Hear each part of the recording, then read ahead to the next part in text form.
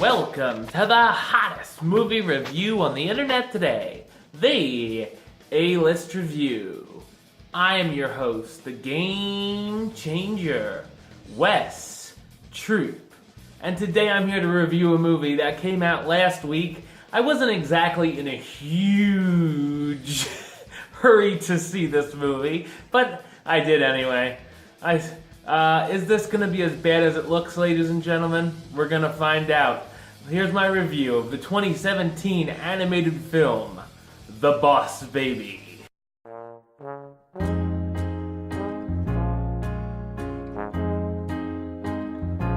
A young boy named Timothy Templeton is told by his parents he'll be having a younger brother coming into his life in the near future. One day, a cab pulls up containing his newborn brother, who's walking and dressed in a suit and tie. Timothy soon hears the baby talking on the phone and realizes he can talk. His brother soon introduces himself as the Boss Baby, and he's on a mission from his company, Baby Corp. The boss is going to try to fix the fact that puppies are becoming more universally loved than babies, and is infiltrating Tim's house because his parents work for Puppy Co., the baby's main competition. When he learns if the Boss Baby fails, he'll turn into an actual baby and have to grow up with him, Tim decides to help him on his mission so they can get rid of each other. So what did I think of The Boss Baby?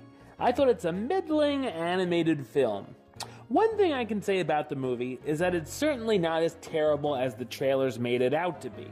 It kind of looked like it was going to be a war of the kids the whole time, and thankfully that's not what we get. There were things about the Boss Baby character that reminded me of previous talking babies, such as Baby Herman from Who Framed Roger Rabbit or Stewie Griffin from Family Guy, but the character does have enough originality to stand on his own. The animation here is fine and lights up the screen with its bright colors. We learn early on that our narrator, a now grown-up version of Tim, had a very active imagination as a child, and he would fantasize about trekking through the jungle or being a pirate. This is shown in a number of creative fantasy sequences. It also makes us understand how the main talking baby plot of the movie could work. However, when you thought you had the movie all figured out, it would do something that has you questioning what was part of Tim's imagination and what actually happened. And I give the movie some credit for using some interesting ideas. There's also a pretty nice message for kids who might be getting a little brother or sister coming into their lives. Once the premise of the story gets going, though, things get very familiar, and it can easily be looked at as an inferior version of Toy Story. One character who is extremely jealous when a new character comes around gets all the attention, but they decide to work together for the greater good and end up bonding. The comedy was also hit and miss for me, as there were some things that very young kids may laugh at, but had me rolling my eyes. But a couple of things I did find humorous, like Tim interacting with his wizard alarm clock, some of the lines the baby had, the baby organizing a business meeting making it look like a play date, and a plane full of Elvis impersonators.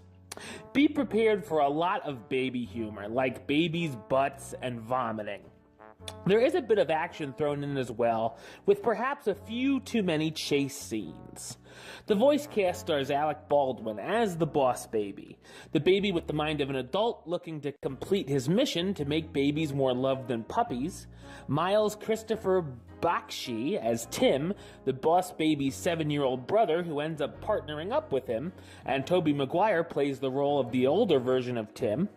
Steve Buscemi as Francis E. Francis, the CEO of Puppy Co., who's the Boss Baby's nemesis, and Jimmy Kimmel and Lisa Kudrow as Ted and Janice, Tim's mother and father who work for Puppy Co. While perhaps a little more complex than it had to be, The Boss Baby isn't the train wreck you might expect. Younger audiences will probably get a kick out of it, but anyone older will most likely tolerate it at best. I'm going to give it the rating of meh. It's okay. Alright, well, that's the show. I'll be back with another review very soon. But until then, don't forget to subscribe right here on YouTube. YouTube.com/Westside515. You can like the show on Facebook, facebook.com/WestTroopAlist. And of course, you can follow me on the Twitter and the Instagram @WestAlist. Until next time, Troop out.